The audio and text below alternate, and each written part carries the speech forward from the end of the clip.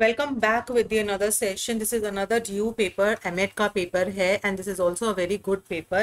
So for the practice or for either your practice for the PhD or MED exam, this would be very beneficial because this question paper is a very conceptual based question paper and it has a very deep point of view, and plus due paper जो है due paper had said their questions from the research papers because they are very in the deep sense.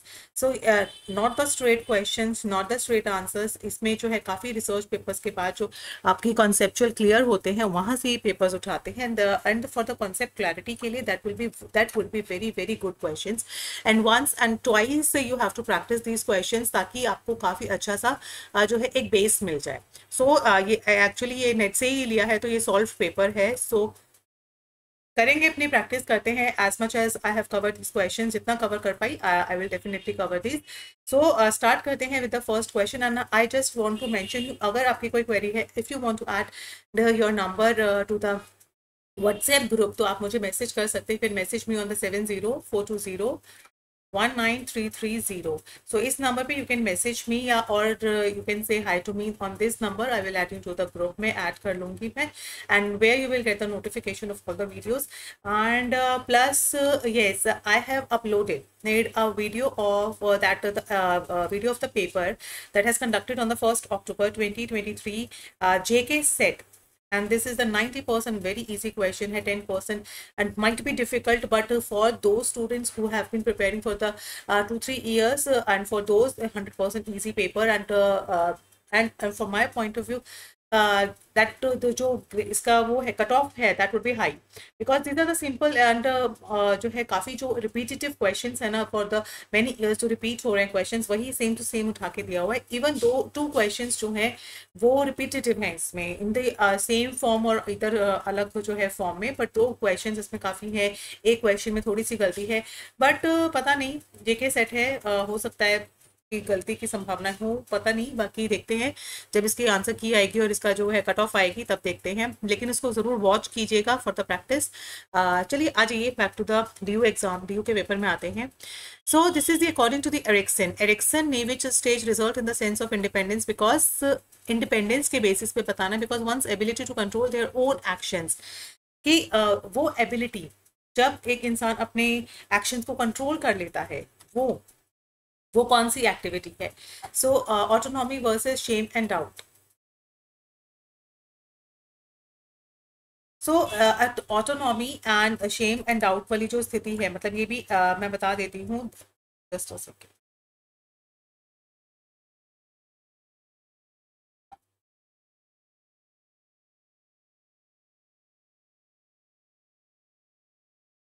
Autonomy and versus shame and doubt जो है children build करता है over their surrounding से, ठीक है. और ये मोस्टली जो ये स्थिति होती है ये आती है 1 to 3 की ईयर में, और ये एरिक्सन की जो है ये है साइको सोशल, साइको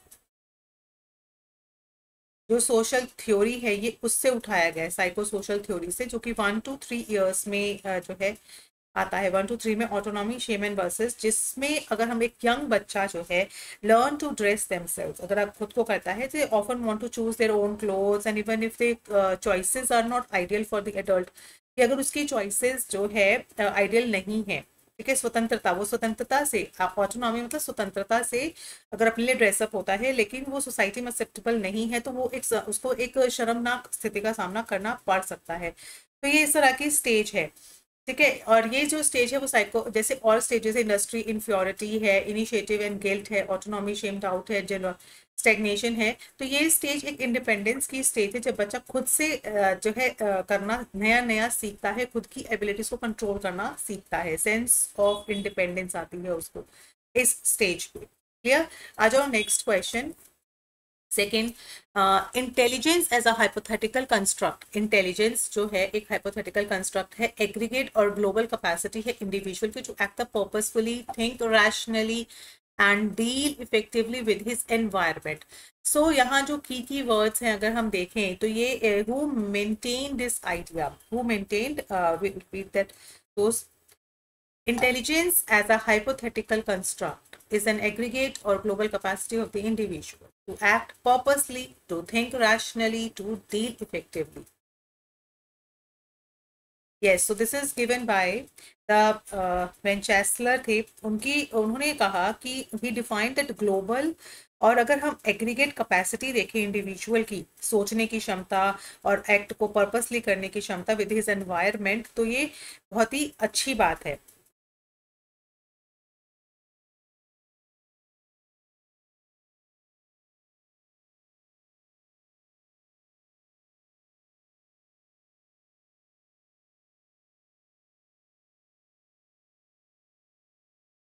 अगर हम मैनचेस्टर की बात करते हैं तो उनकी जो इंटेलिजेंस टेस्ट है और the most widely used test है, जैसे अगर हम बात करें ही डिफाइन, उन्होंने डिफाइन किया कि जो ग्लोबल और एग्रीगेट कैपेसिटी होती है ना, तो सोचने की, पर्पसली डील करने की, उसकी एनवायरनमेंट के साथ में।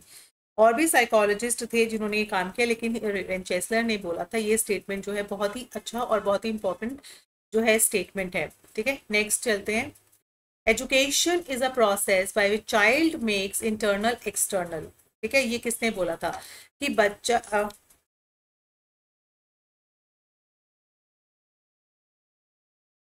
Education is a process by which child makes his internal external. This statement is given by the yes Froebel. Froebel ने कहा कि एजुकेशन एक तरह का अनफोल्डमेंट होता है of what is already infolded in the general. तो एक तरह का ये प्रोसेस है जहां पे एक बच्चा एक्सटर्नल इंटरनली डेवलप करता है। तो this statement is given by the Froebel. ये भी बहुत अच्छा क्वेश्चन था। देखा आपने, straight forward answer, straight forward जो है इसमें क्वेश्चंस दिए जाते हैं जहाँ पे यू शुड नो कि किसने क्या बोला। देखिए स्टैंडर्ड, देखिए आप क्वेश्चन का ना स्टैंडर्ड देखोगे तो आपको अंदाजा हो जाएगा। चलो नेक्स्ट आते हैं फोर्थ पे। विच of the following is not में लेना है गार्डनर के 9 जो फ्रेम ऑफ माइंड है उसमें से नहीं है। तो Gardner 9 frames of mind of intelligence, तो उन्होंने जो जो डिफाइन किए, आई विल डिफाइन यू कि उन्होंने जो दिए वो दिए।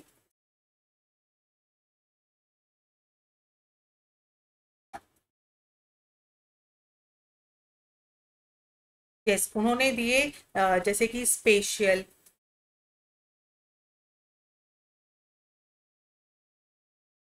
नेचुरलिस्ट, ये बहुत इंपॉर्टेंट है, ये ना काफी बारी पूछे जाते हैं।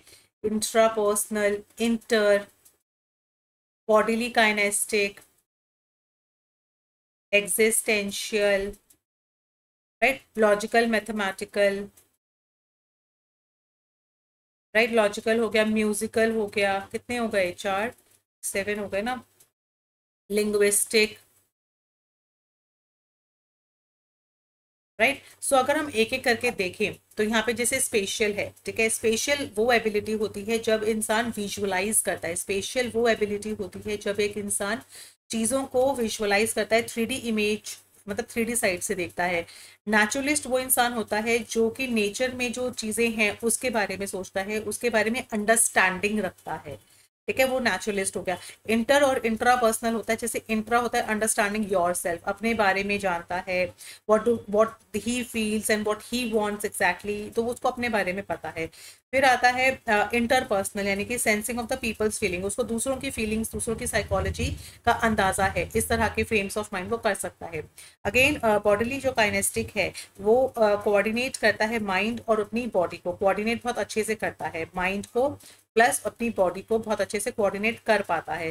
फिर हम बात करते हैं एग्जिस्टेंशियल की, तो उसमें tackling the questions of why we live and why we die, इस तरह के क्वेश्चंस को टैकल कर पाता है कि हम क्यों जिंदा हैं, हम क्यों, हमारे जिंदगी का क्या पर्पस है, इस तरीके से। फिर है लॉजिकल मैथमेटिक्स, जहाँ पर थिंग्स को हाइपोथेटिकली जो है सॉल्व किया जाता है। फिर है यहाँ पे म्यूजिकली, जिसको साउंड्स की, पिच की, टोन की बहुत अच्छी, रिदम की बहुत अच्छी नॉलेज होती है। Plus linguistic is the last one, जहाँ पे लिंग्विस्टिक जो होता है वो right words to express what you mean. Linguistic मतलब लैंग्वेज के ऊपर मास्टरी होती है, तो वो जो भी फीलिंग्स है बहुत अच्छे से उसको एक्सप्रेस कर पाता है। तो ये गार्डनर की जो है गार्डनर के फ्रेम्स ऑफ माइंड है। ठीक है, जिसके अंदर वर्बल आ गया है, जिसके अंदर मैथमेटिकल कैलकुलेशंस कर सकता है, बॉटली कनेक्ट, बट ये टेम्पररी यानी कि स्किल्स नहीं आती है इसमें, तो ये उसमें नॉट में आएगा। ठीक है, आ जाओ नेक्स्ट क्वेश्चन फिफ्थ पे। The fundamental duties are the constitutions की जो फंडामेंटल ड्यूटीज है उसके बारे में बताना है। आर विच पार्ट, किसका पार्ट है?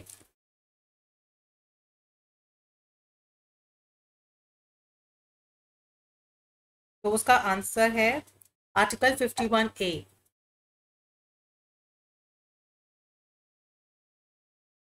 Article 51A is a fundamental duties, ये एक तरह की fundamental sorry this one, article 51A this is the fundamental duties है, जिसमें हर एक सिटीजन की ये ड्यूटी है to abide by the constitution and respect its ideals and institutions, national flag, national anthem, इस चीज का। बाकी सारे तो अनुच्छेद हैं, लेकिन जो ये है आर्टिकल 51 है, ये एक फंडामेंटल ड्यूटी है। ठीक है। Article 21A, article 21A is related with human rights से रिलेटेड है, जहां पर डिक्लेयर करता है कि जो स्टेट है वो फ्री और कंपलसरी एजुकेशन सभी बच्चों को देगा जो कि 6 to 14 ईयर्स के हैं। ठीक है ना। तो ये प्रोविजन दिया गया था विच मेक्स एलिमेंट्री एजुकेशन को एज अ राइट की तरह लिया गया था। तो उस टाइम पे ये सब एजुकेशन से रिलेटेड 45 है ये, लेकिन जो फंडामेंटल ड्यूटीज हैं, fundamental duties these are the rights. देखा, ये जो है हमारा राइट है, लेकिन जो हमारी ड्यूटी है वो ये है 51A ड्यूटी। ठीक है। आ जाओ सिक्स पे। Secondary education was appointed by the government of India in which year? Secondary जो है secondary education commission, secondary education commission ये जो कंसर्न करता है वो मुतालियर से कंसर्न करते हैं। ठीक है। गवर्नमेंट जो थी सेकेंडरी, ये आई थी 23 सितंबर को 1952 से 53 का कार्यकाल था, under the chairmanship of the ये है Lakshmanaswami Mudaliar, and it was called, उनको मुदालियर कमीशन उनके जो है नाम के ऊपर दिया गया था, जिसका मेन एम था कि जो एम था examining the system of secondary, जो भी एग्जामिन करना, जो भी इसमें ड्रॉबैक्स हैं सेकेंडरी एजुकेशन के में, उसको जो है हटा, मतलब ड्रॉबैक्स को हटाकर, ठीक है, एग्जामिन करना पूरे सिस्टम को।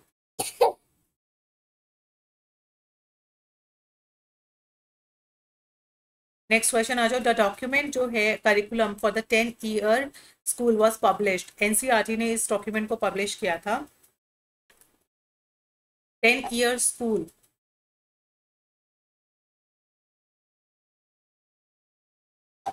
the document, the curriculum for the 10 year school,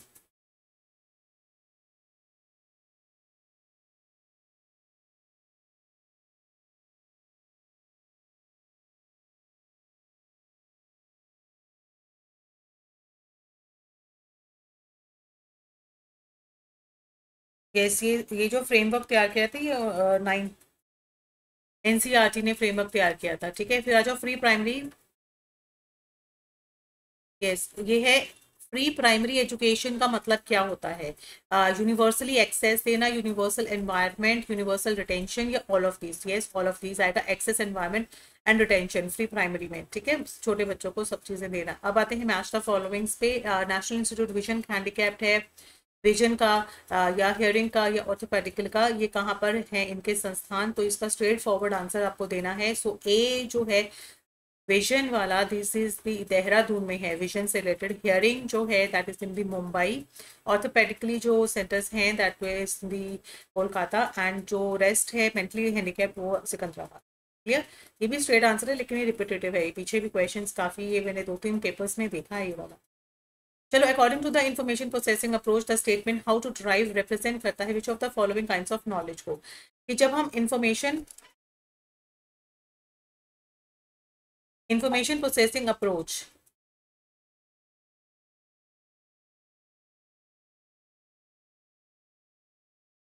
जब हम इंफॉर्मेशन प्रोसेसिंग अप्रोच की बात करते हैं, इसका मतलब हम किस तरीके से इंफॉर्मेशन को रिट्रीव करते हैं, कैसे उसे स्टोर करते हैं, कैसे हम उसमें बिहेवियरल रिस्पॉन्सेस का रिजल्ट देखते हैं। तो उस स्टेटमेंट में हाउ टू ड्राइव जो है क्या रिप्रेजेंट करता है? ये सेल्फ रेगुलेटरी जनरल नॉलेज को करता है, प्रोड्यूसरल जो है जनरल नॉलेज, ये वाला टॉपिक है ना काफ़ी, ये एक्सपेक्टेड क्वेश्चन है। ये लास्ट जो मैंने ड्यू का एग्जाम कराया था उसमें भी कुछ ऐसा ही क्वेश्चन जो है आया था।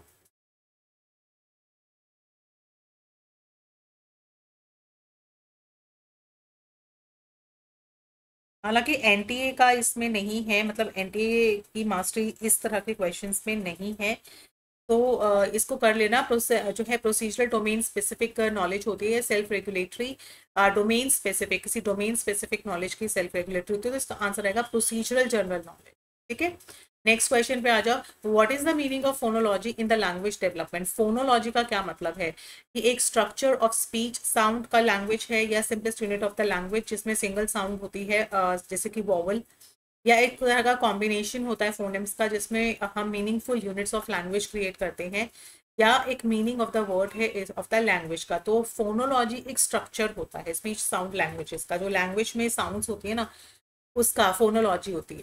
क्लियर? आ जाओ 12 पे। According to the Kohlberg theory का जो मॉरल डेवलपमेंट है, उसमें child sees a rule in the absolute form, मतलब बच्चा जो है वो रूल को फॉलो करता है कि when seize a rule in absolute form में होना चाहिए। तो वो किस तरह से मॉरल रीजनिंग,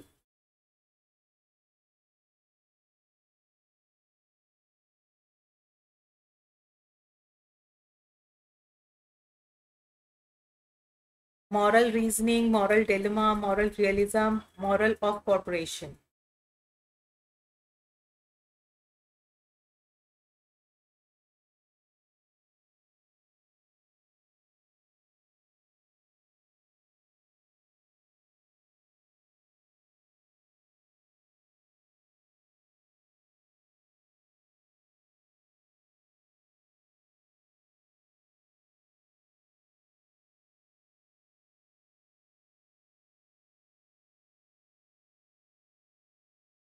तो ये जो कोहलबर्ग है, कोहलबर्ग ने मॉरल डेवलपमेंट दिया था, जो कि इस थ्योरी में ही बेस्ड ऑन द मोरालिटी जो होती है वो कैन बी डेवलप इधर नेगेटिवली और positively, that depends on the individual, पे डिपेंड करता है कि उसकी ग्रोथ कैसी है। तो अगर हम कुछ इंपॉर्टेंट कॉन्सेप्ट को देखें मॉरल के, तो यहाँ पे जैसे मॉरल रियलिज्म की जो बात हो रही है, वो क्या है? Rules are fixed and rigid, so we can not break the rule, we can not break the rules, we can not break the rules, rules are fixed. तो ये मॉरल रियलिज्म कहता है। जैसे कि if you break the traffic rules तो you will get the punishment, तो ये moral realism में आता है। जैसे चाइल्ड सीक्स द रूल्स देख रहा है ना, इसीलिए यहाँ पे मॉरल रियलिज्म है। ऑन दी अनदर, अगर हम देखें मॉरल का कॉर्पोरेशन, दैट मीन्स कि आप if you intention is right so you can break the rules. अगर इसमें आप लिख लीजिए कि if your intention is right, अगर आपकी इंटेंशन सही है, if your intention is right so you can break the rules, आप रूल्स ब्रेक कर सकते हो, बिकॉज ये एक मॉरल डेवलपमेंट है, मॉरल डेवलपमेंट पे बेस्ड थ्योरीज हैं, तो उसमें कुछ टर्म्स हैं जो कि इंपॉर्टेंट टर्म्स हैं, तो we should know that all the terms. Third आता है, थर्ड आता है moral dilemma. Moral dilemma, dilemma होता है confusion between right and, dilemma में पड़ जाते हो ना जब, तो ये कंफ्यूजन हो रहा है कि what is wrong, confusion in right and wrong, right and wrong के बीच में जो कंफ्यूजन होता है। ठीक है, इस तरीके से। और एक होती है मॉरल रीजनिंग, मॉरल रीजनिंग ये होती है कि it is a thinking process, सोचने का प्रोसेस है, जहां पर judgement of the question, judgement in reasoning क्या होती है? जजमेंट, जहां आप जजमेंट कर रहे हो खुद के अकॉर्डिंगली। जैसे vote for the right politician, जब आप किसी को वोट देते हो तो वो आप अपने जजमेंट के बेसिस पे देते हो, तो वोटिंग होती है वो मॉरल रीजनिंग होती है। ठीक है, और एक और चीज बता देती हूँ, कोहल बर्ग ने एक हाइंस डेलेमा जो है जिसमें वो भी दिया था, तो इसीलिए इनकी थ्योरी मॉरल डेवलपमेंट जो है is based on the dilemma, right. So यहाँ पे this is the very good question.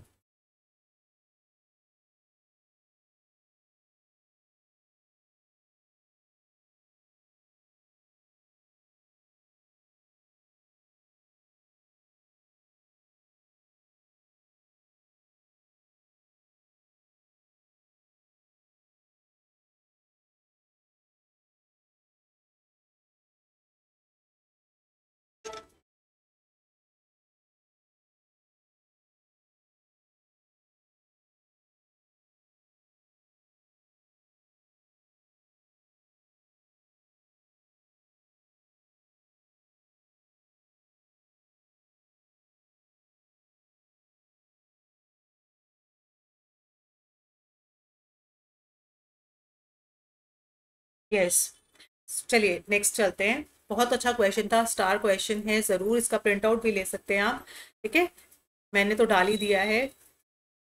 Yes, जो मेरे व्हाट्सएप पे हैं, व्हाट्सएप के लिए जो मेरे व्हाट्सएप ग्रुप पे हैं, यहाँ पे अगर आप व्हाट्सएप ग्रुप पे ज्वाइन होना चाहते हैं तो इस नंबर पे मुझे मैसेज कर देना, मैं आपको ज्वाइन कर दूंगी। और वैसे मैंने ये वाला क्वेश्चन का स्क्रीनशॉट अपने ग्रुप में दे दिया है। ठीक है, आ जाओ।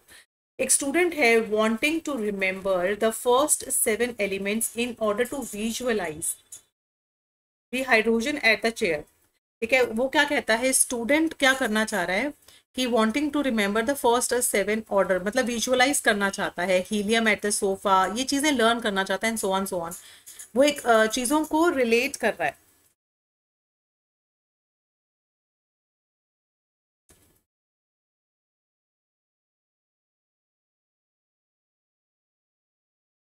Just a second guys.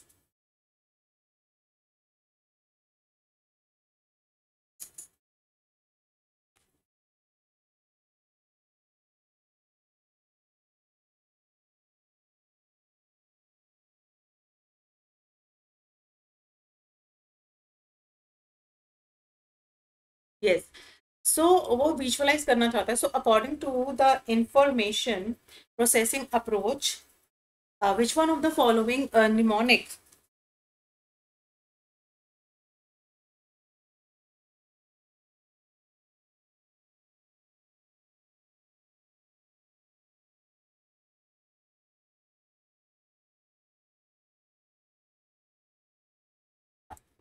Yes, so यहाँ पे एक तरह का निमोनिक्स यूज कर रहा है। वो निमोनिक्स किस तरीके से यूज कर रहा है ये देखिए आप। निमोनिक्स यूज किया जा रहा है कि जो हाइड्रोजन है वो उसके साथ चेयर के साथ ज्वाइन कर रहा है, हीलियम है उसको सोफा के साथ वो ज्वाइन कर रहा है। तो इस तरीके से वो कुछ निमोनिक्स यूज कर रहा है। किस तरह का निमोनिक्स वो यूज कर रहा है?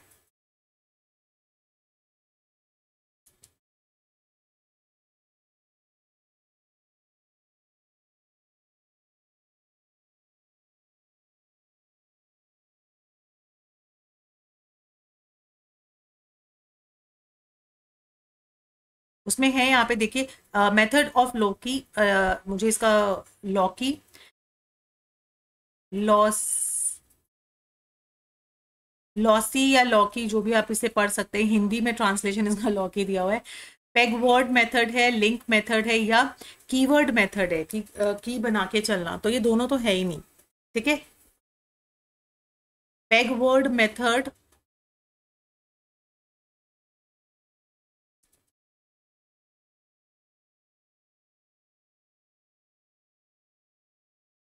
पेग जो वर्ड मेथड होता है ना, उसमें क्या होता है, निमोनिक स्ट्रैटेजी है जिसमें हम लिस्ट को लर्न करते हैं, जिसमें each item is associated with the imagination of number, number के साथ। जैसे अगर हम कहें कि if the pegs are the rhyming pair, जैसे 1 इज अ बन, 2 इज अ शू, इस तरीके से हम नंबर्स के साथ राइमिंग करते हैं। तो यहाँ पेग तो नहीं है।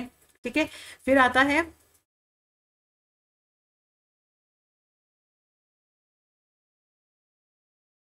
मेथड ऑफ लोसी या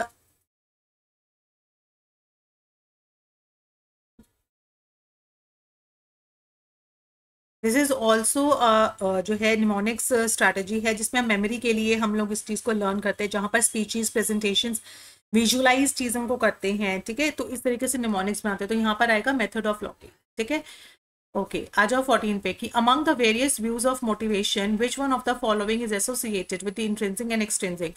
तो ये किस तरह का मोटिवेशन यहाँ आता है? यहाँ आता है सोशल कॉग्निटिव का, कि आपको मोटिवेशन किस तरह का यहाँ पे जो जहाँ पे वो दोनों ही मोटिवेशन वर्क करते हैं। Now come to the 15 apex body for the teacher education. Apex body कौन सी है? एपेक्स बॉडी है टीचर की एनसीटीई। आप मुझे कमेंट सेक्शन में बताएंगे full form.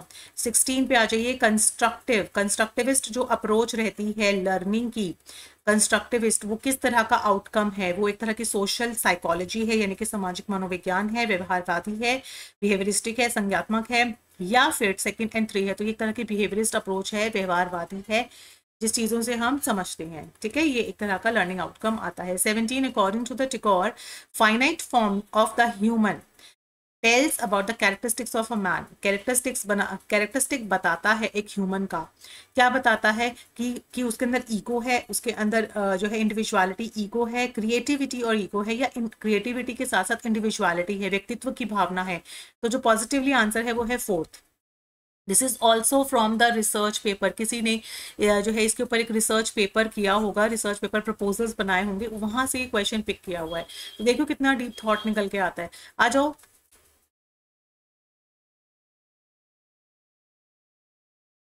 Dialectical method of Hegel.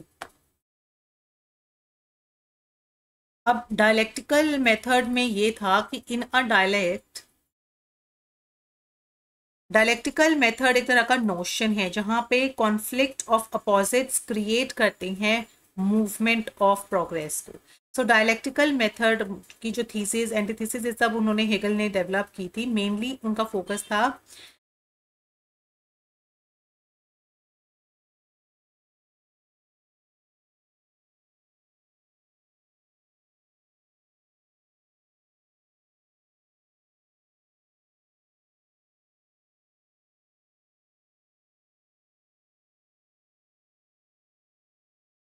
तो जो क्वेश्चन है that is the based on thesis and hypothesis.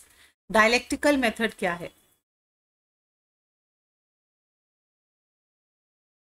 Hegel के अकॉर्डिंग जो डायलेक्टिकल मेथड है ना, वो क्या है? This is the way of thinking, ये सोचने की वो क्षमता है, थिंकिंग दैट इन्वॉल्व्स, जो क्या इन्वॉल्व करता है कि हमें एग्जामिन करना है, एग्जामिनिंग दी आइडियाज, आइडियाज को एग्जामिन करना है बाय लुकिंग एट कॉन्ट्रडिक्शन, हमें चीजों की कॉन्ट्रडिक्शंस को देखना है और उसकी फाइंडिंग्स को देखना है। कॉन्ट्रडिक्शन प्लस उसकी फाइंडिंग से जो रिजल्ट आएगा वो डायलेक्टिकल है। तो यहाँ पर क्या है उनके इसके थ्री पार्ट्स थे। यस, कि उन्होंने कहा डायलेक्टिकल इज यूजुअली प्रेजेंट होती है थ्री स्टेजेस पे, थ्री स्टेजेस बताई थी, जिसमें उन्होंने कहा एक होती है थीसिस। थीसिस क्या करती है? थीसिस लीड करती है रिएक्शंस को। फिर उन्होंने कहा था antithesis,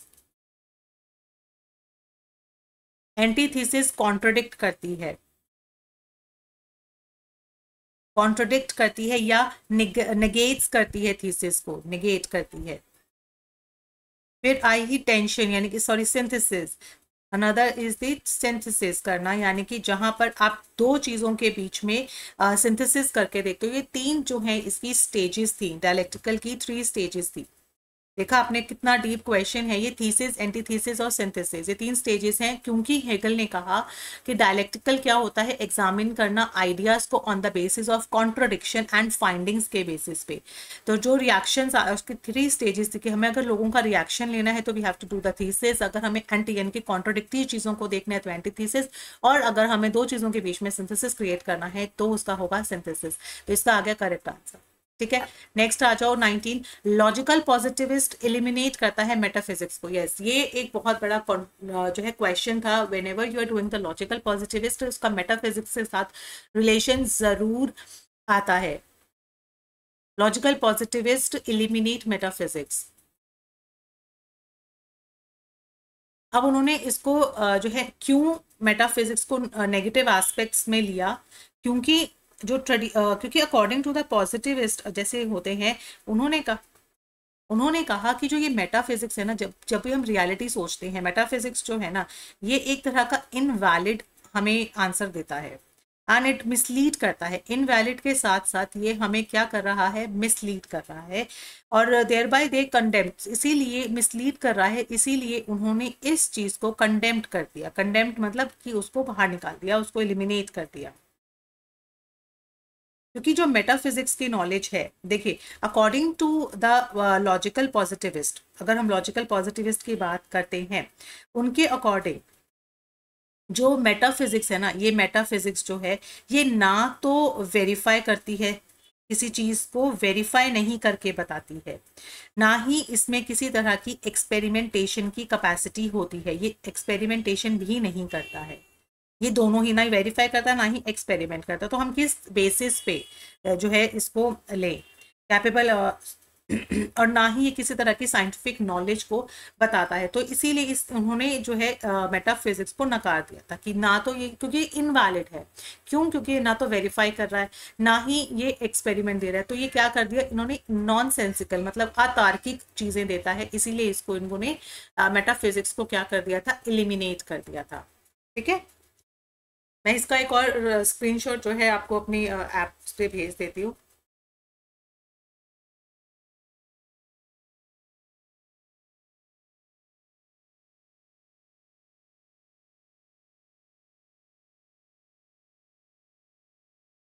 this is also a very good question. 18 और 19 ये दोनों ही करिएगा, ठीक है, ये दोनों ही इंपॉर्टेंट क्वेश्चंस हैं।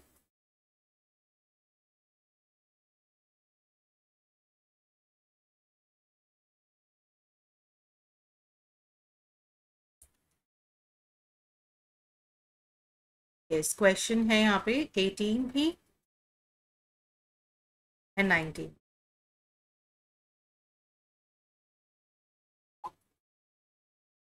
Okay, moving on to the 20 number. Accepted and confirmed by the Jain school of thought. Accepted and confirmed by the Jain school of thought, which of the following does not belong to the category? उनकी category से belong नहीं करता।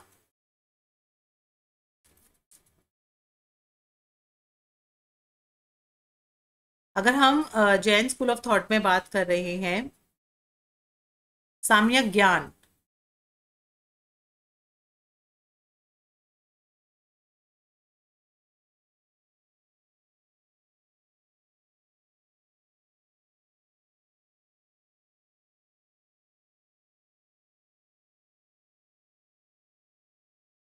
ये दिया गया था जैन। साम्यक ज्ञान होता है, यानी कि इसको बोलते हैं राइट नॉलेज। ठीक है, हिंदी में तो दे दिया है, यहाँ पे हम लिख लेते हैं इसको। ये होता है एक तरह का राइट नॉलेज, है ना।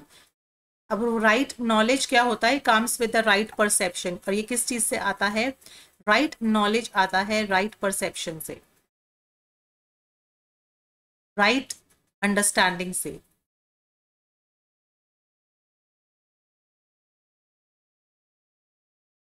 राइट डिस्क्रिमिनेशन से,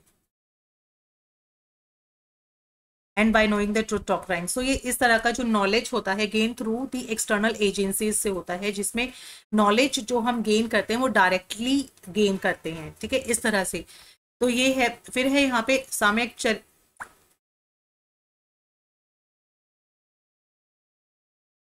फिर है चरित्र, है ना। चरित्र ये होता है राइट कंडक्ट। ये हिंदी में आपको ज्यादा अच्छे से, इंग्लिश में ज्यादा आप अच्छे से समझ पाएंगे। ये है राइट कंडक्ट। राइट कंडक्ट होता है बिलीव के पर्सन जो है without right and without right faith and right knowledge can not achieve the right conduct. तो हमें अगर कंडक्ट को अचीव करना है तो राइट फेथ बहुत जरूरी है, साथ में राइट नॉलेज का होना बहुत जरूरी है। राइट नॉलेज का होना बहुत जरूरी है। अगर ये दोनों पे ही आपका विश्वास नहीं तो आप एक गुड कंडक्ट नहीं कर सकते हैं achieve. So it is no use कि अगर आप रॉन्ग रीजन दे रहे हैं तो आप सही जो है कंडक्ट कर लेंगे। फिर राइट जो है राइट नॉलेज के बाद, राइट कंडक्ट के बाद आता है राइट प्रयास या राइट दर्शन। तो राइट दर्शन बोला जाता है इंटेंशंस को। ठीक है, राइट इंटेंशन या फेथ।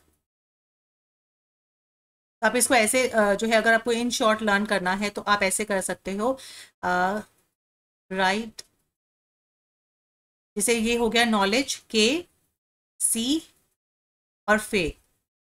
ओके, आप इसको ऐसे कर सकते हो KFC, है ना। इसको ऐसे और यहाँ लिख लेना जैन, जिसमें आप कर सकते हैं के साथ knowledge, faith and conduct, KFC। ये तीन चीजें आती हैं, बाकी प्रयास नहीं आता है। ठीक है, तो आपको डिस्कार्ड जो करना था वो इसमें बोला था accepted and confirmed by the Jain school of thought.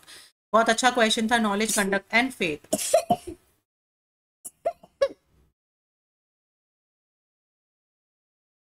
आ जाओ नेक्स्ट 21 पे। According to which school a thing may be is और is not at the same time. At the same time पे,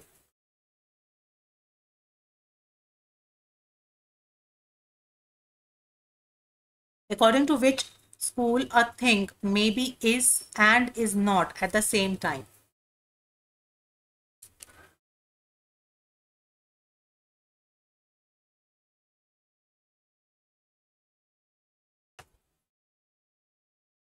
तो इसका आंसर है Jainism.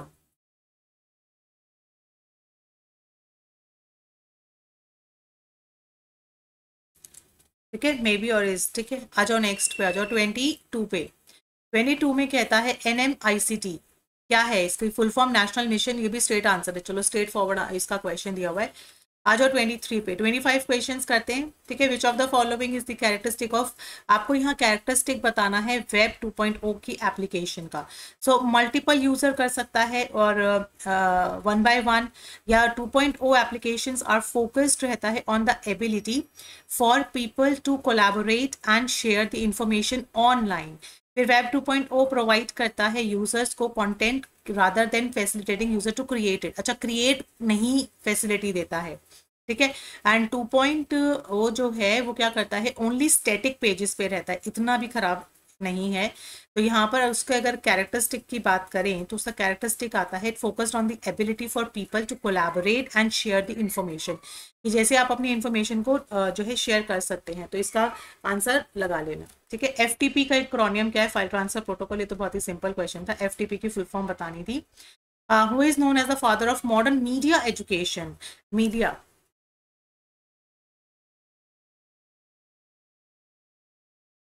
Father of modern media education.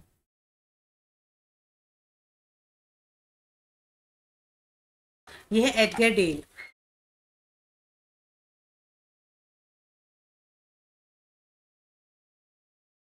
अगर आप उनके कोन को भी समझेंगे, एजुकेशनल मीडिया से ये रिलेट करते हैं, तो मैं आपके लिए ज़रूर इसका एक कोन बनाती हूँ, लेकिन काफ़ी सारी इसमें चीज़ें हैं, तो अगर कुछ छूट जाए तो आप एक बारी नेट पे ज़रूर सर्च कर लेना. तो जैसे इन्होंने कोन दिया, ये लो है, मतलब ये कॉन्क्रीट है. ठीक है, और ये धीरे धीरे जाके डिग्री ऑफ एब्स्ट्रैक्शन बढ़ता है यहाँ पे. डिग्री ऑफ एब्स्ट्रैक्शन होता है और ऊपर जाके वो हाई एब्स्ट्रैक्टली बिहेव करता है. तो नीचे तो लो है, ऊपर हाई है, तो नीचे कॉन्क्रीट. यस, ये याद रखना, जो ये मॉडर्न मीडिया है ये जा रहा है कॉन्क्रीट से लेकर एब्स्ट्रैक्ट फॉर्म तक. ठीक है, कॉन्क्रीट टू एब्स्ट्रैक्ट फॉर्म, जिसमें सबसे नीचे अगर हम बात करते हैं डायरेक्ट एक्सपीरियंस लेना, सबसे नीचे आता है डायरेक्ट, उसके ऊपर आता है there is a contrived experience, contrived experience, उसके ऊपर कॉन्ट्रीव्ड के बाद आता है ड्रामेटाइज्ड एक्सपीरियंस, ड्रामा ड्रामेटाइज्ड, ये कौन है, ड्रामेटाइज्ड एक्सपीरियंस. ठीक है, उसके बाद आता है डेमोन्स्ट्रेशन, डेमो देना. उसके बाद आता है यहाँ पे field trip, right. Field trip के बाद आता है यहाँ पे एग्जिबिट, मतलब एग्जीबिशन या एग्जिबिट करना, चीज़ों को दिखाना करके. फिर आता है मोशन पिक्चर्स, मोशन पिक्चर आता है. उसके बाद ऑडियो रिकॉर्डिंग, वो फोटोज वगैरह जो भी है, ऑडियो फोटोज. एंड देन उसके बाद हम पिक्चर फॉर्म में आता है picture, right. And then picture के ऊपर जो आता है वो आता है वर्बल सिंबल्स, वर्बल सिंबल्स. ठीक है, सो दिस इज द कोन. ये इस कोन को बोला जाता है डेल्स कोन. एक तरह का कोन है यहाँ पे. ठीक है, सो सबसे बड़ा जो वाइड एरिया है वो डायरेक्ट एक्सपीरियंसेस का है, फिर कॉन्ट्रीव्ड एक्सपीरियंस होता है, फिर ड्रामेटाइज्ड एक्सपीरियंस आता है, डेमो होती है, फिर फील्ड ट्रिप्स. ठीक है, इस तरीके से यहाँ पे डिवाइड है.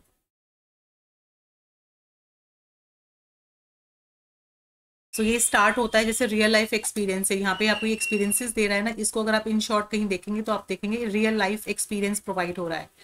ठीक है, उसके बाद अगर आप देखेंगे तो एनालाइज एंड क्रिएट हो रहा है वैल्यूज को, फिर प्रैक्टिस हो रहा है. तो इस तरीके से जो एडगर का मीडिया क्लासिफिकेशन है, this is the media classification. ठीक है, और ये दिया था एडगर गेल ने, और उनका जो फेमस है वो है कोन के नाम से फेमस है. I think this is clear. ठीक है, 26 पे आ जाओ. 26 में कहता है which of the following statement is correct. आपको करेक्ट बतानी है रिफ्लेक्टिव टीचिंग को लेके. सो रिफ्लेक्टिव टीचिंग कंसर्न रहता है एम्स एंड कॉन्सिक्वेंसेस पे, उसका किसी भी तरह के टेक्निकल एफिशिएंसी से रिलेशन नहीं है. Okay, so reflective teaching and professional learning are enhanced through the collaboration with colleagues के साथ अगर हम कोलैबोरेशन करते हैं तो ज़्यादा बेहतर होता है। रिफ्लेक्टिव जो टीचिंग्स है हेल्प करता है mediate the externally developed framework for teaching learning के लिए एक्सटर्नली अगर हम जैसे हिंदी में पढ़े चिंतनशील शिक्षण मीडिया बाध्य रूप से शिक्षण और अधिगम के लिए व्यवस्थाओं को विकसित करने में मदद करता है, बहुत अच्छी एक्सटर्नली डेवलप करने में मदद करता है। And reflective teaching is inform by the evidence based inquiry. So yes, लेकिन जो फर्स्ट वाला है ना कि इसका टेक्निकल एफिशिएंसी से कोई रिलेशन नहीं है, सो ये मेरे ख्याल से जो है सही बात है। बाकी ये भी सही बात है, रिफ्लेक्टिव होता है, ये भी सही बात है। तो मेरे ख्याल से यहाँ पे आपका ऑप्शन यहाँ दिया हुआ है BCD आर करेक्ट है, ठीक है। BCD यानी कि थर्ड वाला करेक्ट है, ठीक है। वही इन्होंने ए को नकारा है, मना किया है कि it is only concern with the AIIMS and consequences, ऐसा नहीं है। आपकी ओवरऑल परफॉर्मेंस जो है वो जज की जाती है थ्रू जो है थ्रू द पीयर ग्रुप। तो यहाँ पे ये कहना टेक्निकल एफिशिएंसी यहाँ जज नहीं होती है, ये चीज गलत है। क्लियर। नेक्स्ट आ जाओ 27 पे। A person may be viewed as either creative or alienated, either care free or confuse. So हम लोग यहाँ दो पहलू लेके चलते हैं। विच अमंग द फॉलोइंग जो है स्टेटमेंट गिवन अबव, किस तरह की ये स्टेटमेंट दी गई है कि पर्सन या तो क्रिएटिव है या अलाइनेटेड है, या वो केयर फ्री है या वो कंफ्यूज है।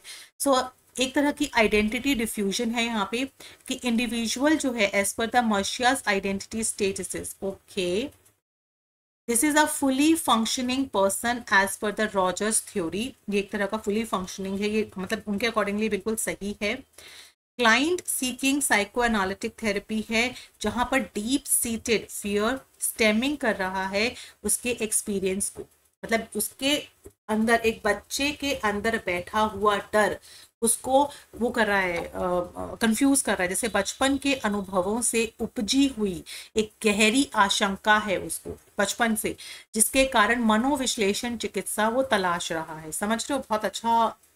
बहुत अच्छा क्वेश्चन है। I will give you this star. उसके बाद एक individual scoring high on many dimensions, यानी जो गार्डनर की मल्टीपल इंटेलिजेंस थ्योरी उसके ऊपर वर्क कर रहा है। तो आई होप कि ये जो बात हो रही है वो हो रही है आइडेंटिटी डिफ्यूजन की। आइडेंटिटी डिफ्यूजन,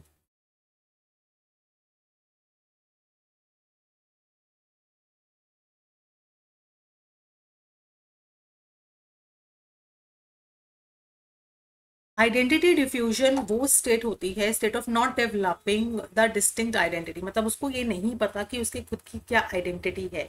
और ये रिजल्ट आता है जब वो not developing the form identity, या उसकी एक स्टेटिक आइडेंटिटी डेवलप नहीं हुई है। अगर इसका एग्जांपल लेके चले, एक बच्चा है हु वाज नॉट कंसीडरिंग कि उसे कॉलेज में जाना है या उसे जॉब प्रोस्पेक्टस लेना है। सो जैसे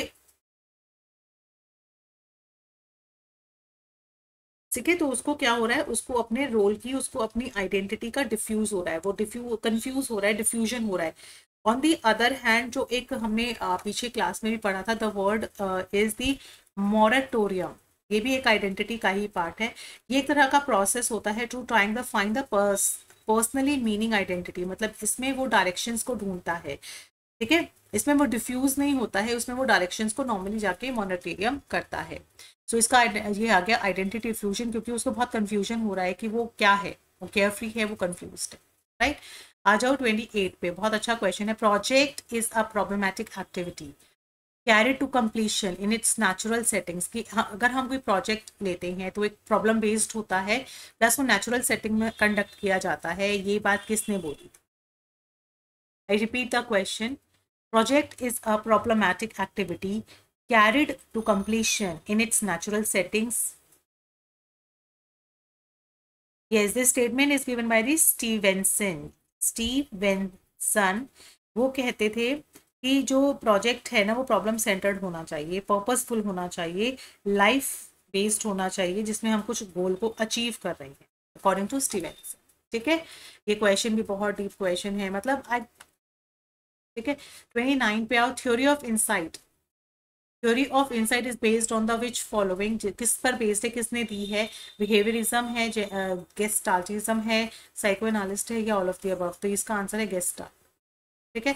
30 पे आओ। Truth is not stable in life. सच जो है, ट्रूथ जो है, is not stable in life. Logical desire are the principle of this philosophy.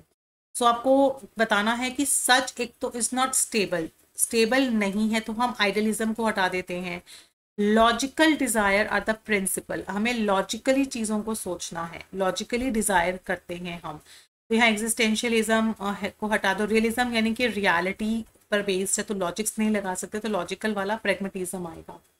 ठीक है, चलिए और 5 और क्वेश्चंस कर लेते हैं। What commission give the concept of social change, किस तरह के कमीशन ने जो है एक सोशल चेंज को मॉडर्नाइजेशन की तरह समझा, वो थे कोठारी कमीशन। डायरेक्ट क्वेश्चन है, कोई डिस्क्रिप्शन रिक्वायर्ड नहीं है। Which commission commented instead of promoting the social and national integration, को प्रमोट करने से अच्छा है making the active efforts to promote the national conscious, कि हमें बेकार में आप सोशल और नेशनल इंटीग्रेशन के पीछे पड़े हो, ज़रूरी है कॉन्शियसनेस को डेवलप करने की। तो ये बात कही थी कोठारी कमीशन ने। This is also a very star question. ठीक है, अच्छा द कॉन्सेप्ट जो है थॉमस कोहान ने जो दिया था अपनी बुक में, वो क्या था? The concept of paradigm, concept of paradigm.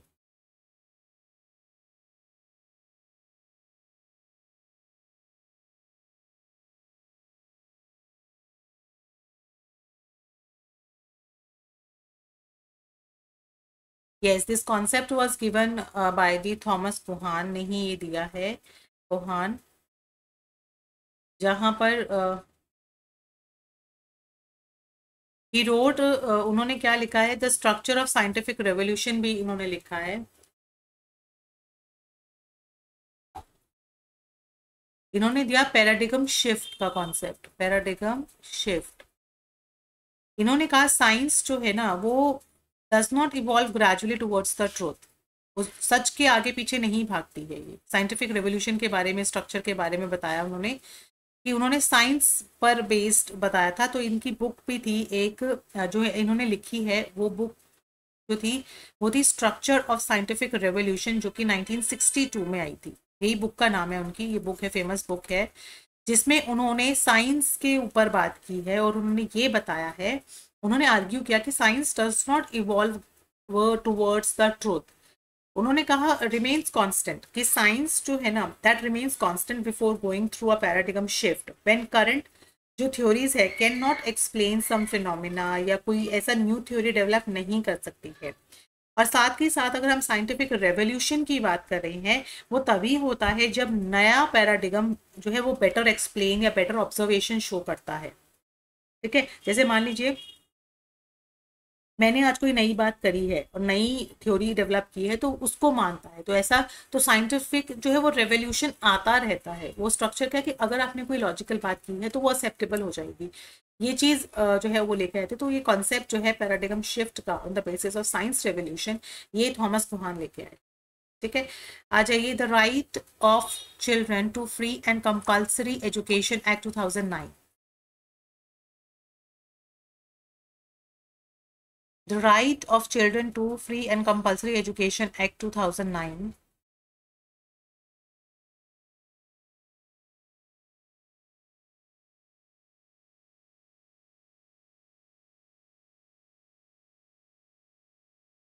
अभी क्या बात करता है 2009, इसने क्या कहा है, इट प्रोवाइड्स, क्या प्रोवाइड करता है ये? बेसिकली ये आया था 20, दिस इज बेसिकली आया था 26 अगस्त को 2009, जहां पर फ्री एंड कंपल्सरी एजुकेशन सभी बच्चों को 6 to 14 ईयर्स की सभी बच्चों को दी जाएगी। Right,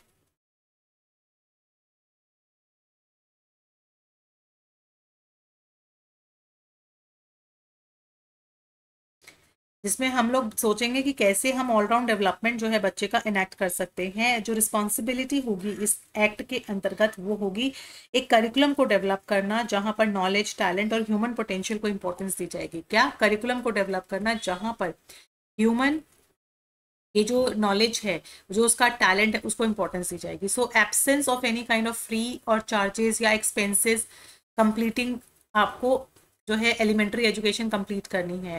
absence of liability, of the child to pay any kind of charges or expenses which prevent him for pursuing. Okay, कोई भी ऐसे एक्स्ट्रा चार्जेस जो उसको एलिमेंट्री एजुकेशन को पूरा करने से रोक रहे हैं वो जो है एब्सेंस हो जाएंगे, वो नहीं देने पड़ेंगे। 25 रिजर्वेशन दिया जाएगा, ऐसा नहीं है। Reservation cultural economic weaker sections को दिया जाएगा, नहीं है। तो इसमें जो लाइबल है, जो प्रोवाइड है, वो है ये कि जो लाइबिलिटी होगी बच्चे की वो एब्सेंट हो जाएगी। लाइबिलिटी जो है ना बच्चे की कि उसको फ्री फीस देनी है या उसको कोई एक्सपेंस देना है जो कि उसको कंप्लीशन करने से रोक रहा है, उसका एलिमिनेशन हो जाए। ठीक है, आ जाइए। अभी का लास्ट क्वेश्चन है 35 और क्वेश्चंस आगे कंटिन्यू करेंगे। ये है पियाजे पर बेस्ड है। उन्होंने कहा कौन सी ऐसी फॉल्स स्टेटमेंट है पियाजे की थ्योरी कॉग्निटिव डेवलपमेंट में। तो देखते हैं। प्री ऑपरेशनल जो बच्चे होते हैं क्या वो ईगोसेंट्रिक होते हैं, which means they tend to see the world and experience of others from their own point of view, कि ईगोसेंट्रिज्म की मतलब वो दुनिया को अपनी नजरों से देखते हैं। या प्री ऑपरेशनल जो बच्चे होते हैं आर नॉट ईगोसेंट्रिक। ईगोसेंट्रिक पे बात है। एडोलेसेंस के जो बच्चे होते हैं फॉर्मल ऑपरेशन स्टेज में don't deny that other people में हैव अ डिफरेंट परसेप्शंस, कि वो इस चीज से डिनाई नहीं करते हैं। या इमेजिनरी जो ऑडियंस होती है as a result of adolescence, because focused वो अपने ही बिलीव पे रहते हैं कि वही सच है। तो आपको यहाँ फॉल्स स्टेटमेंट देना है। फॉल्स स्टेटमेंट है प्री ऑपरेशनल का। Pre operational children, pre operational जो स्टेज होती है ना वो 7 ईयर्स तक की एज होती है, मतलब 0 से आप 7 लगा सकते हो। उस स्टेज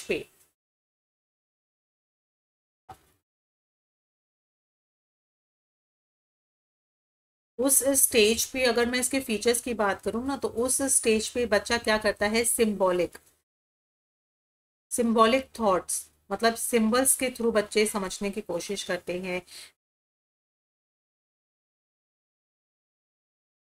सॉरी, ये आएगा ये वाला सेकंड वाला। यस, सेकंड वाला। क्योंकि इस स्टेज पे वो इगोसेंट्रिज्म हो जाता है, उनको ऐसा लगता है कि वही जो जानते हैं ना वही सब है, बाकी सब बेवकूफ है। ठीक है, एनिमिज्म, ये सब इसके फीचर्स बता रही हूँ। प्री ऑपरेशनल स्टेज के फीचर्स हैं। एनिमिज्म है, या कंजर्वेशन करना चीजों को, ठीक है, या सेंट्रेशन है, कंजर्वेशन, सेंट्रेशन या रिवर्सिबिलिटी।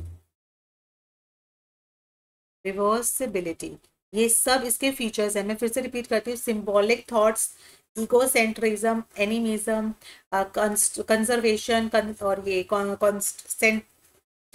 सेंट्रेशन एंड रिवर्सिबिलिटी, ये प्री ऑपरेशनल स्टेज के फीचर्स हैं।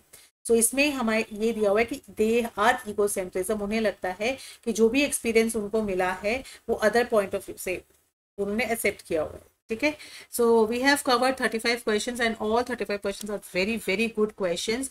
फॉर मोर क्वेरीज, अगर आपको कोई क्वेश्चन ना समझ में आए सो यू कैन मैसेज में, क्वेश्चन नहीं समझ आ रहा है या कोई चीज़ आप डिस्कस करना चाहते हैं तो you can message me on 70, और मेरे ग्रुप में ऐड होना चाहते हैं तो you can message me on this number. ठीक है, आई विल डेफिनेटली रिप्लाई यू। तो प्लीज़ आपसे रिक्वेस्ट है थोड़ा सेंसिबल क्वेश्चन पूछिएगा मुझसे। ठीक है, ओके। सो 35 क्वेश्चंस हैं, बहुत अच्छे क्वेश्चंस हैं, इसको बार बार पढ़िए। Thank you so much, guys. Have a nice day. Bye bye.